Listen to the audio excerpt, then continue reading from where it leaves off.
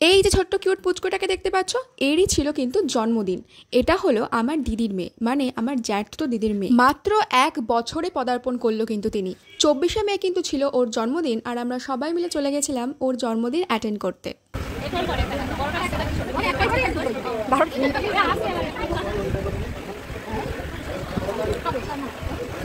আর ওর মিষ্টি হাসিটা দেখলে তো এত কিউট, জেঠুর সাথে এত দারুণভাবে খেলাধুলা করছে যে কি বলবো। লোকজন আসছে একটু একটু করে আর হাতে দিচ্ছে এত এত উপহার। আমি মা আর ভাই একটু আগে চলে এসেছিলাম, বাবার আসতে একটু লেট হয়েছিল বলে বাবা অফিস থেকে ফিরে ডিরেক্টলি জেঠুর বাড়ি চলে গেছিল।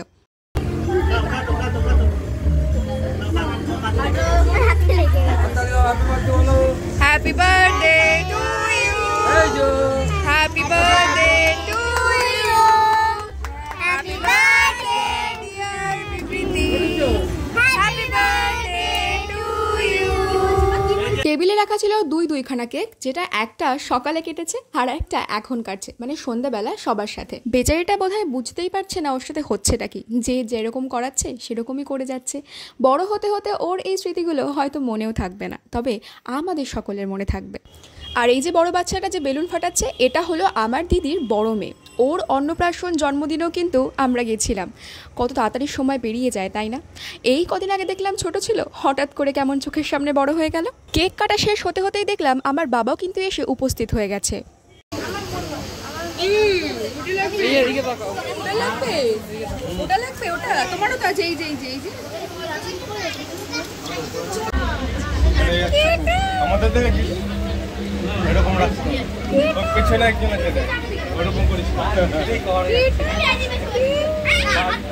ওর সাথে কয়েকটা ছবি তুলেছিলাম, আর সেই ছবিগুলো যতবার আমি ওকে ফোনে দেখাচ্ছি ও বারবার আমার মুখের দিকে তাকাচ্ছে আর ছবিগুলোকে দেখছে। ওর নামটাই তোমাদের সাথে শেয়ার করা হয়নি।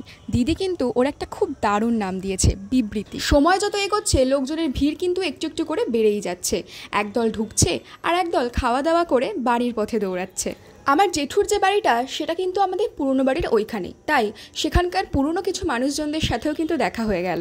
রাত অনেকখানি হয়েছে, তাই বাড়ি যাওয়ার তাড়াটা আমাদেরও রয়েছে, তাই খাওয়া দাওয়াটা তাড়াতাড়ি সেরে ফেলতে হবে। খাওয়া দাওয়া হয়েছে ভরপুর, আর আয়োজনও একেবারে পরিপূর্ণ।